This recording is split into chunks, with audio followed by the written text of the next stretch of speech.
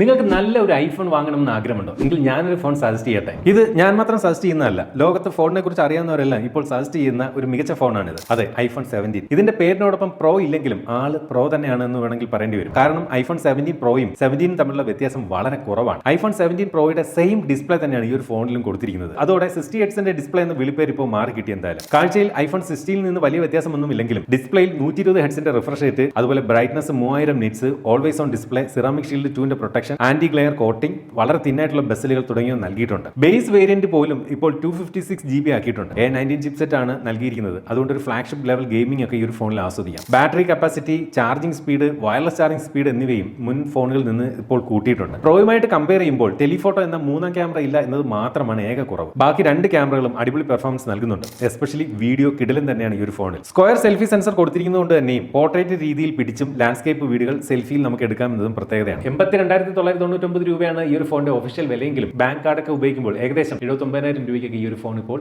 വാങ്ങാവുന്നതാണ്.